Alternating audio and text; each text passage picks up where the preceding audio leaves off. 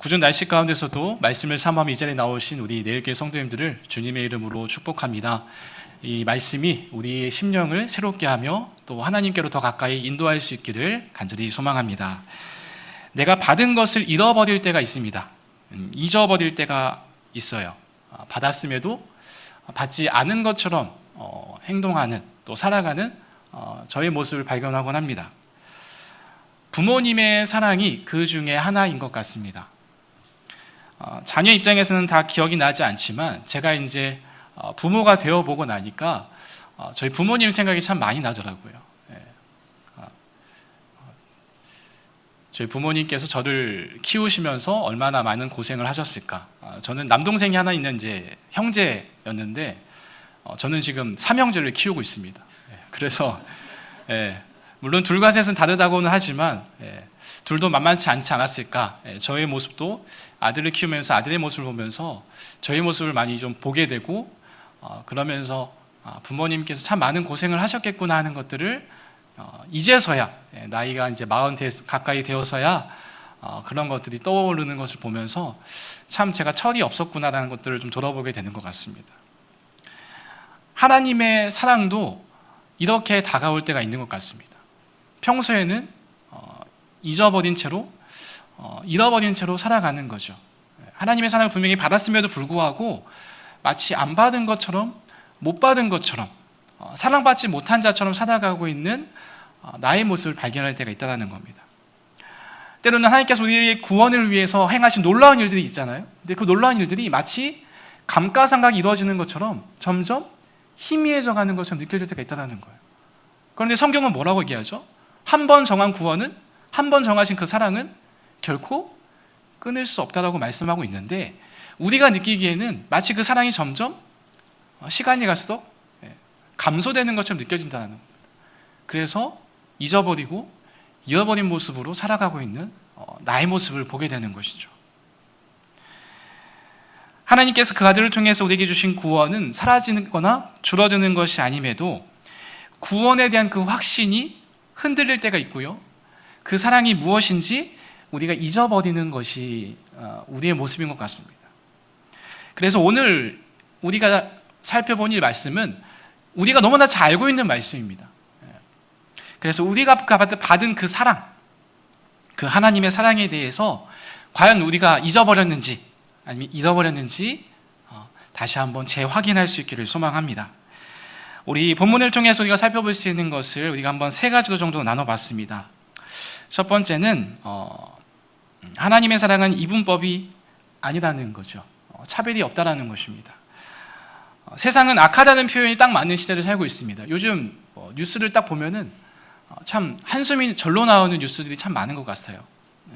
공원에서 칼부림이 나기도 하고요, 그리고 일상에서 또 마찬가지고, 또 곳곳에서 성범죄가 일어나고, 또 보이스피싱과 같은 일들, 또 대출 사기로 인해서 젊은 어떤 청년 세대들이 많은 피해를 겪는 일들이 이제는 일상이 된 것 같습니다.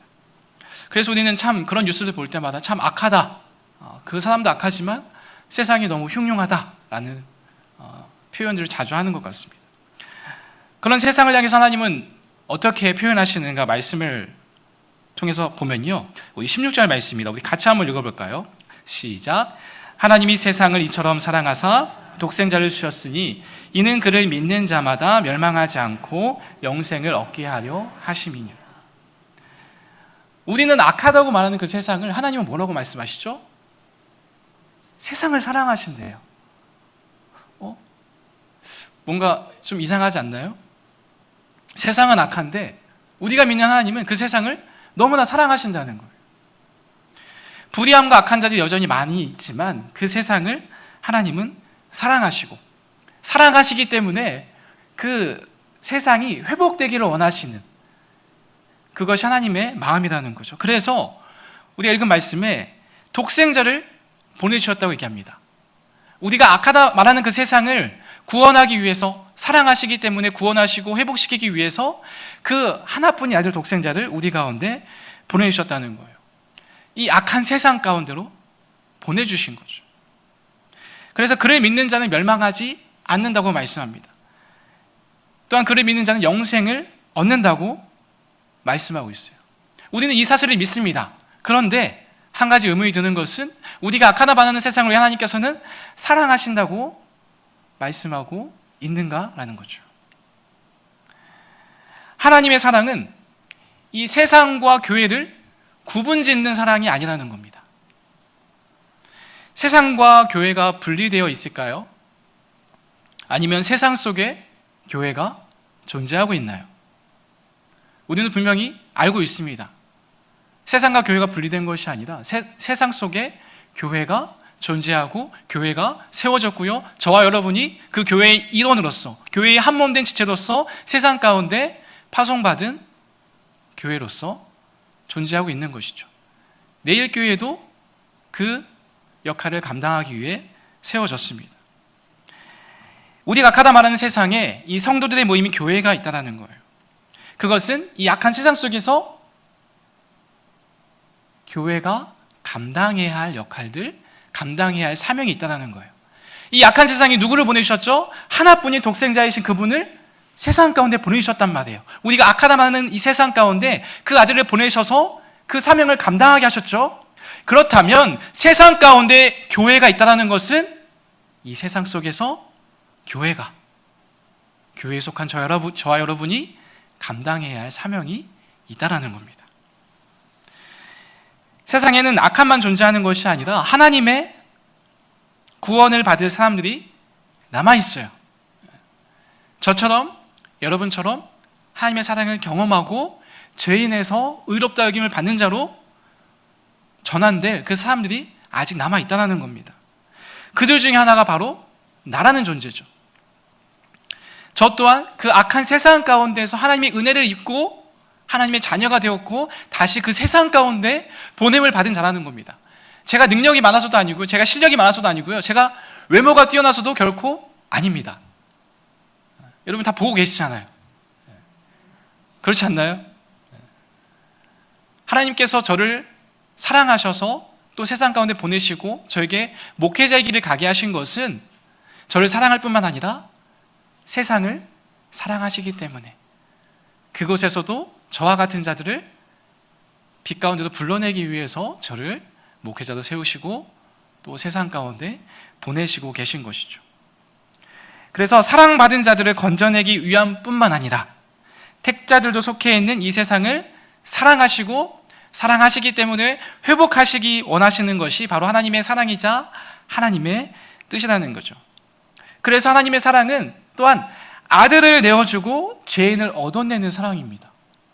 요한일서 4장 9절에서 10절 말씀이 이렇게 말씀하고 있습니다. 하나님의 사랑이 우리에게 이렇게 나타난 바 되었으니 하나님이 자기의 독생자를 세상에 보내심은 그로 말미암아 우리를 살리려 하심이라. 사랑은 여기 있으니 우리가 하나님을 사랑한 것이 아니요 하나님이 우리를 사랑하사 우리 죄를 속하기 위하여 화목제물로 그 아들을 보내셨습니다.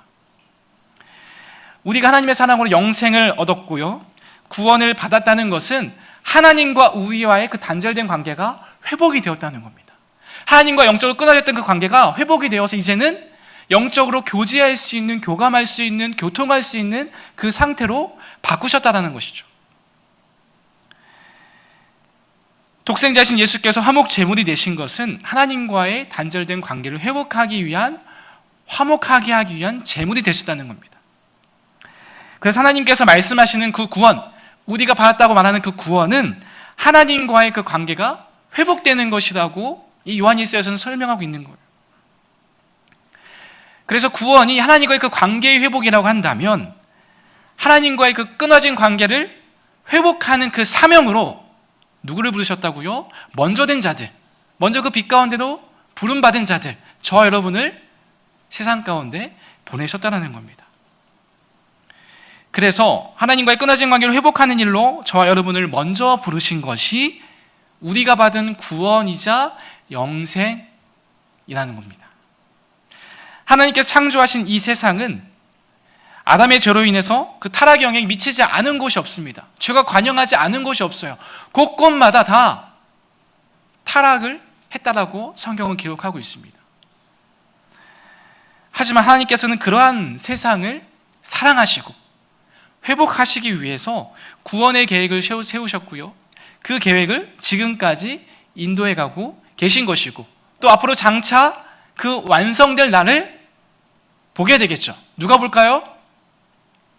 온 세상이 그것을 보게 될 것입니다. 세상을 사랑하신 하나님은 이 세상을 회복하기 위해서 자기 아들을 이 세상 가운데로 보내십니다. 그래서 아버지의 사랑을 알게 하시고요, 아버지와의 관계를 화목하게 만들기 위해서 오셨습니다. 그렇기에 이 세상은 악한 자의 세상이 불리는 이 악한 자의 세상이 점점 사라져가고 있는 것을 말씀하고 있어요. 참 빛이신 주님께서 이미 이 땅 가운데 오셨기 때문에 어둠은 점점 물러나게 되어 있습니다. 빛이 있으면 어둠이 물러나는 것처럼 빛이신 예수님께서 이 땅 가운데 오셨기 때문에 이 악하고 어두운 세상이 점점 그 어두움의 그늘이 사라져가고 있다는 겁니다. 영원한 생명의 다스림이 예수님의 이 땅 가운데 오셔서 통치하고 다스리시는 그 사역이 시작되었기 때문이죠. 그래서 약한 자의 세상에서 구원을 받아 성부, 성자, 성령 하나님, 이 삼위 하나님과의 그 교제 안으로, 그 관계 안으로 들어간 언약 백성이 바로 교회라고 우리는 부르고 있는 것입니다. 이 요한복음이 쓰여질 그 당시, 이제 1세기 말, AD 90년 전후라고 볼 수 있습니다. 그 당시 로마 사회에서는 이 구원을 말할 때 이 철학적인 어떤 사상들이 많이 있었습니다. 헬라의 문화 영향이 있었기 때문에 헬라 이방인들에 있어서는 철학적인 사상들이 굉장히 많이 중요하게 대두됐던 시대였습니다. 그래서 요한복음을 여러분 쭉 찬찬히 살펴보시면 철학적인 표현이 굉장히 많이 등장합니다. 내가 곧 길이요 진리요 생명이니, 뭐 이런 표현들도 다 그런 영향들, 이제 요한이 쓰고자 하는 대상들에 따라서 그런 표현들을 자주 사용하고 있는 것이죠. 어쨌든 그런 철학적인 어떤 영향을 가지고 있는 이 수신자들도 있었고요. 또 당시 이제 초기 영주주의를 가지고 있는 사람들, 이제 영적인 것은 선하고 물질적인 것, 그러니까 육체를 입고 있는 것은 악하다라고 보는 이분법적인 사상을 가지고 있는 것들이 이제 영주주의라고 표현합니다. 당시 초기에 이제 영주주의를 가지고 있는 사람들도 여기도 이 구원에 대해서 어떻게 생각했냐면은 구원이란 것은 이 육체를 벗어나는 것을 뜻했습니다. 왜냐하면 육체는 악하기 때문에 이 육체를 벗어나서 영으로 존재하는 것, 그것이 선하고 우리가 궁극적으로 이루어야 될 모습이라고 생각했다는 거예요. 그래서 육체는 영혼의 감옥이었기 때문에 육체에 머물고 육체에 계속 오래 머무르는 것은 옳지 않다라고 생각했다는 겁니다. 또한 당시 인구의 3분의 1이 노예였던 사회에서 이 자유와 구원이란 것은 이런 감옥 같은 육체를 벗어나고 이 영혼을 가두는 물질 세계를 벗어나는 것이 바로 구원이라고 생각했다는 거예요. 이러한 것이 당시 이제 요한복음이 쓰여졌을 당시에 사람들이 가지고 있던 어떤 세계관의 모습이라는 겁니다. 근데 그러한 시대적 배경과 상황 가운데서 하나님의 사랑이 나타났다라고 기록하고 있어요. 그런 2000년 전 세상에 하나님께서는 그 아들을 육체를 입은 사람으로 이 땅 가운데 보내셨습니다. 이것은 당시 시대의 상황에서는 굉장히 놀라운 사건일 수밖에 없는 거죠. 육체를 모두가 다 육체에서 벗어나고자 하는 것이 구원이라고 생각했던 사람들에게 그 육체의 몸을 입고 하나님의 아들이신 그 예수님께서 이 땅 가운데 오셨기 때문입니다. 그 아들은 육체로 오셔서 육체로 죽으시고 또한 육체로 부활하시게 되죠. 그래서 세상은 더 이상 버려진 곳이 아니라 하나님의 사랑을 나타내는 그 장소가 된 거죠. 아버지 하나님께서는 이처럼 사랑하신 그 대상이 바로 우리가 악하다고 말하는 그 세상이 되었다는 겁니다. 그래서 하나님의 사랑은 세상과 교회를 구분짓는 이분법적인 모습이 아니라 그 악한 세상 가운데서도 그 악한 세상을 회복하기를 원하시고 하나님의 사랑의 그 관계 안으로 들어오기를 원하시는 것. 그래서 피조물들도 그 구원의 날을 고대한다고 말하는 로마서 8장의 말씀처럼 이 세상을 회복시켜 나아가는 것이 하나님의 사랑이자 하나님의 뜻이라는 거죠. 요한복음 3장 17절 말씀에 이렇게 말씀합니다. 하나님이 그 아들을 세상에 보내신 것은 세상을 심판하려 하심이 아니요 그로 말미암아 세상이 구원을 받게 하려 하심이라. 하나님께서 아들을 보내신 것은 심판하기 위함이 아니라는 거예요. 예수님을 통해서 세상을 구원하기 위함이라는 거죠. 예수를 믿는 자마다 영생을 얻게 하려 하셨습니다. 선민의식을 가지고 할 일을 행했다고 해서 구원을 받는 것도 아니고요, 행위를 통해서 구원을 이룰 수 있는 사람도 없었습니다. 오늘 본문에 앞서서 3장 1절부터 15절까지 어떤 말씀이 등장하냐면 니고데모와 예수님과에 대하여 등장합니다. 니고데모가 어떤 인물이었죠? 바리새인이며 유대인의 지도자였습니다. 그런 니고데모에게 예수님께서 말씀하십니다. 3장 5절 말씀에 물과 성령으로 나지 아니하면 하나님의 나라에 들어갈 수 없다라고 이야기합니다. 니고데모는 유대인의 지도자였고 바리새인이었기 때문에 율법을 빠삭하게 알고 있었습니다. 그런데 그의 마음 가운데 없었던, 그의 지식 가운데 없었던 것은 거듭남이었습니다. 중생해야 된다는 것을 알지 못했습니다. 그런 그에게 예수님께서 거듭나야 하나님의 나라를 볼 수 있다라고, 거듭나야 구원을 얻을 수 있다고 가르쳐주고 계시죠. 유대인의 선생이었던 자도 거듭남에 대해서 잘 알지 못했습니다. 그는 유대인이며 할례를 받았기 때문에 당연히 구원을 받을 것이라고 생각했다는 거예요. 당연히 구원받은 하나님의 백성이라는 인식을 가지고 있었지 중생이 있어야 하는 줄을 알지 못했다는 것입니다. 오늘 살고 있는 우리도 이런 니고데모와 같은 모습을 보일 수 있습니다. 교회 안에 들어와 있다고 해서 우리가 구원을 받는 것이 결코 아니죠. 그의 아들의 이름을 믿는 자들만이 구원을 얻는 것이죠. 개인의 경건 생활을 힘쓴다고 해서 구원을 받는 것이 아니라 아버지의 뜻대로 행하고 살아가는 자들만이 하나님 나라에 들어갈 수 있다라고 예수님께서 분명히 말씀하셨습니다. 우리도 어쩌면 니고데모와 같은 모습을 가지고 구원을 받았다고 생각할 수 있다는 것이죠.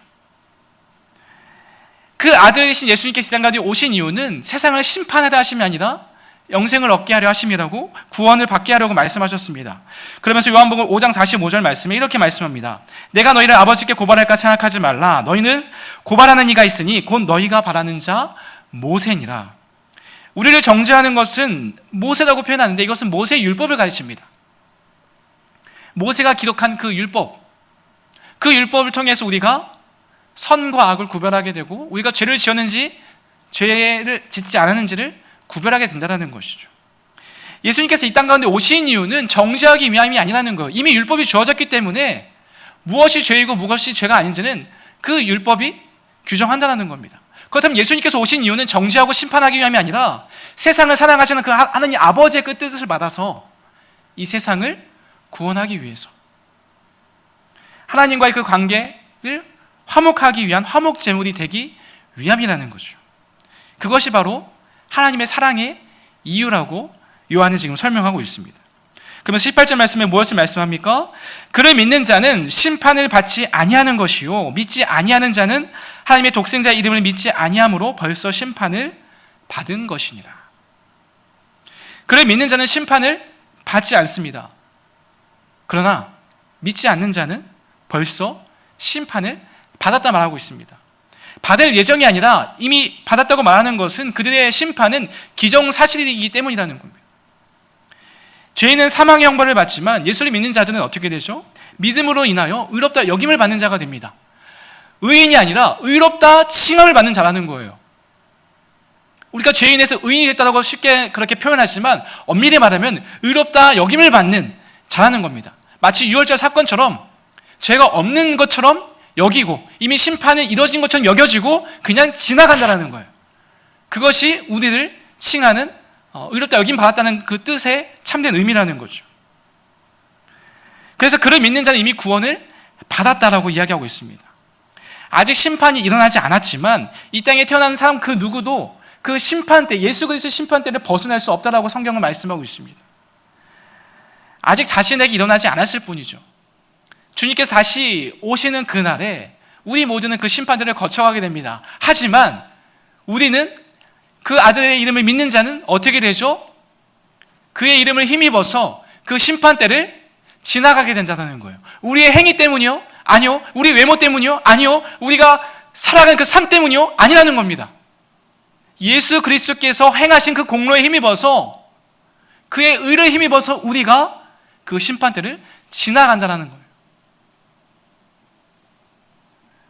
그것이 우리에게 허락하신 하나님의 사랑이자 구원이라는 거죠.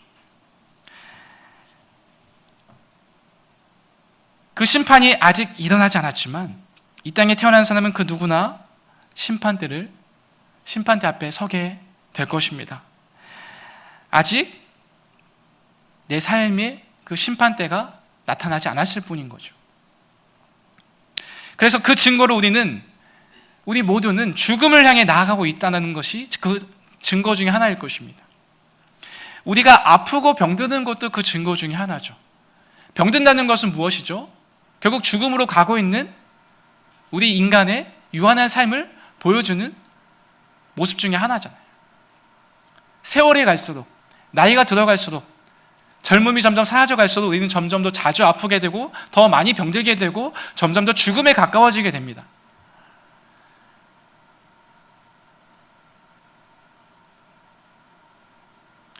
그래서 현재를 살고 있는 지금 우리가 그 아들이신 예수 그리스도를 믿고 있느냐 그렇지 않느냐가 중요한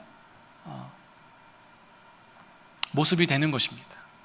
왜냐하면 주님이 다시 오시는 그때와 그 시는 우리가 알 수 없기 때문이죠. 이어진 19절 말씀에 이렇게 말씀합니다. 그 정죄는 이것이니 곧 빛이 왔으되 사람들이 자기 행위가 악함으로 빛보다 어둠을 더 사랑한 것입니다. 그들의 심판이 확정적인 이유를 말씀합니다. 빛이 세상에 왔지만 빛보다 어둠을 더 사랑했다라고 얘기하고 있어요. 사람들은 자신의 행위, 자신이 행했던 말들, 어떤 행동했던 그것이 악한 행동인지 또 못된 행동인지 본능적으로 압니다. 양심이 있기 때문이죠. 여러분 다 거짓말을 한 번쯤은 다 해보셨을 겁니다. 거짓말을 하고 나서 여러분 마음이 편하셨던 적 있으신가요? 나는 거짓말해도 참 마음이 편합니다. 아마 없을 겁니다.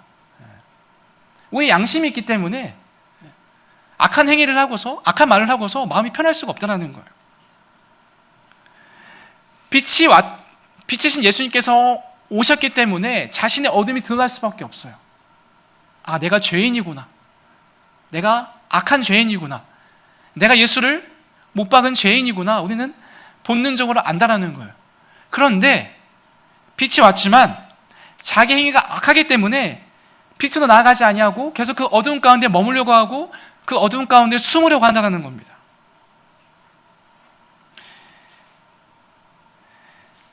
빛이신 예수님께서 하나님의 아들로서 찾아오셨을 때에 우리 어둠은 자연스럽게 드러날 수밖에 없습니다. 그래서 하나님 앞에 서게 되면 우리는 우리의 모든 죄를 숨김없이 낱낱이 고할 수밖에 없다는 거죠. 그런데 구약에 보면은 참으로 안타까운 말씀이 하나 있습니다. 예레미야 5장 31절 말씀인데요. 제가 읽어드리겠습니다. 선지자들은 거짓을 예언하며 제사장들은 자기 권력으로 다스리며 내 백성은 그것을 좋게 여기니 마지막에는 너희가 어찌 하려느냐. 이스라엘 민족이 망하기 직전의 모습을 잘 묘사해주고 있습니다. 잘 표현해주고 있죠. 하나님 백성들 가운데 나타난 모습입니다. 선민사상을 가지고 있고요. 할례를 행했습니다. 당연히 하나님의 백성을 여겼고요.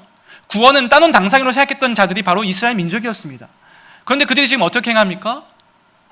하나님의 말씀을 선포해야 할 선지자들은 거짓을 예언합니다. 잘 될 겁니다. 평안할 겁니다. 형통할 겁니다. 우리나라는 망하지 않을 겁니다. 제사장들은 어떻게 하죠? 자기 권력으로 다스립니다.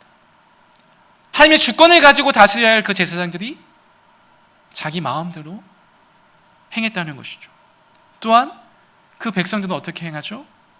그것을 좋게 여겼다는 거예요. 그러면서 예레미야 선지자를 통해서 마지막에는 너희가 어찌하려느냐라고 묻고 있는 것이죠. 선지자, 제사장, 백성들 모두 어둠에서 벗어나 빛으로 나아가려 하지 않고 어둠에 계속 머물러 있는 모습입니다. 하나님의 사랑을 경험했던 백성들의 모습이 이렇다는 거예요. 하나님의 동일한 사랑을 경험한 저와 여러분의 모습은 어떻습니까?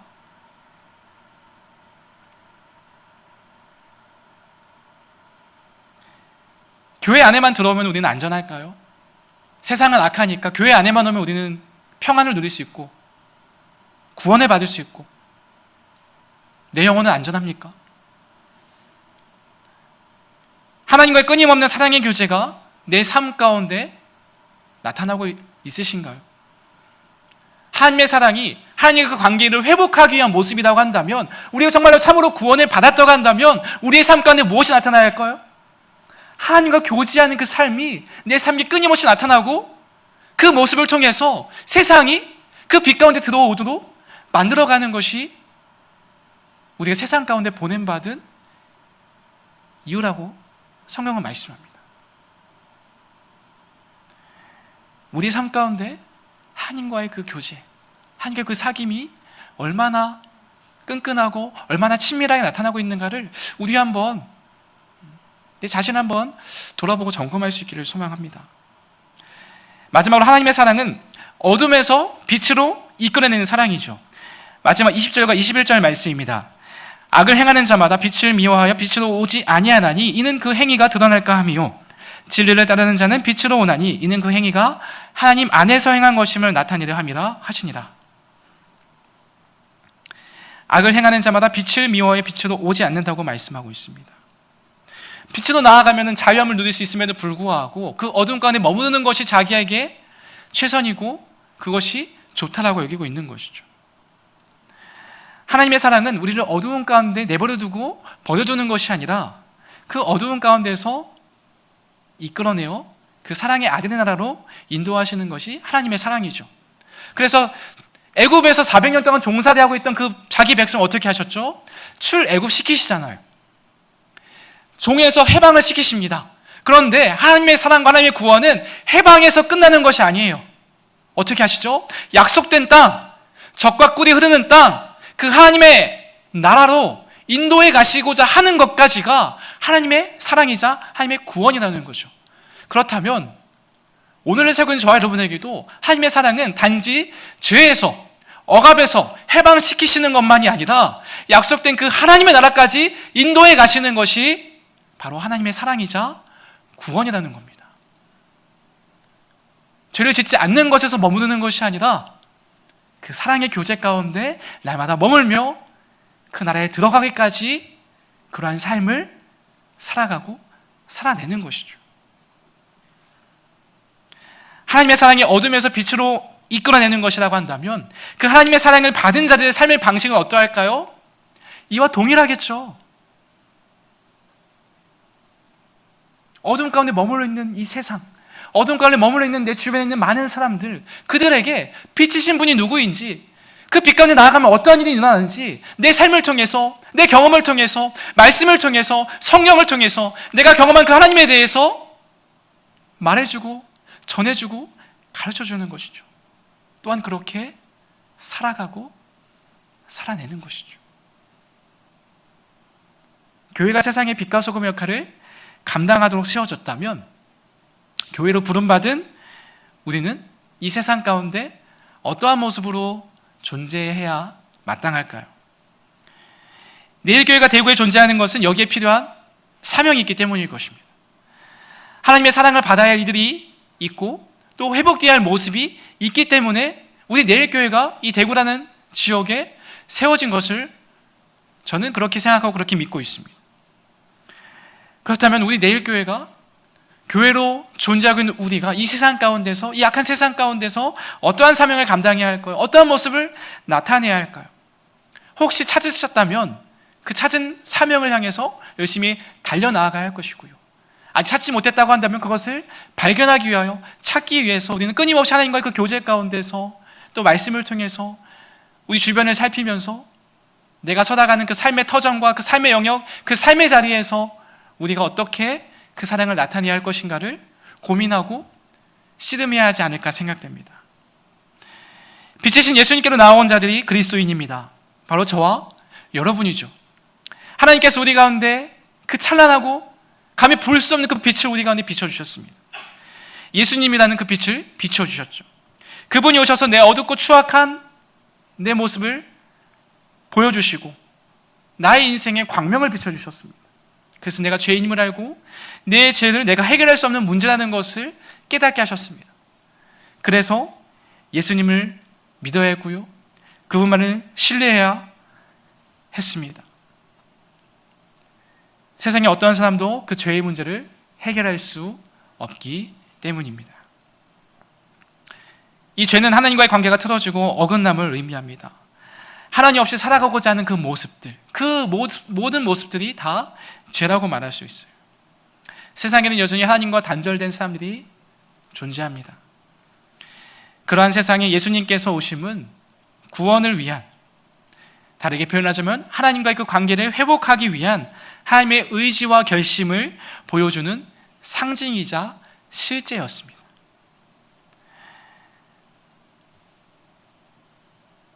여러분의 책 하나를 소개하고자 하는데요, 회개를 사랑할 수 있을까라는 책이 있습니다. 책 제목이 참 독특하죠. 회개를 사랑한대요. 회개를 사랑할 수 있을까라고 묻습니다. 회개는 뭐죠? 하나님 앞에 나의 죄를 시인하고 고백하는 것입니다. 또한 그 악한 행위에서 돌이킴을 의미합니다. 회개를 사랑한다는 것은 하나님 앞에 자주 선다라는 것이죠. 하나님과의 교제를 사랑한다는 겁니다. 우리가 아무리 죄를 짓지 않으려고 하지만 우리는 나도 모르게 부지중에 죄를 짓기도 합니다.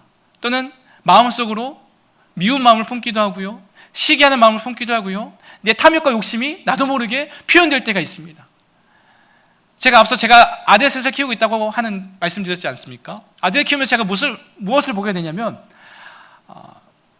참 자기중심적인 저의 모습을 보게 됩니다. 내가 편하고자 아이들을 강제적으로 빨리 잠들게 하려고 하는 저의 모습을 보게 되고요, 내가 편하고자 빨리 밥을 먹으라고 잔소리치는 저의 모습을 보게 되더라고요.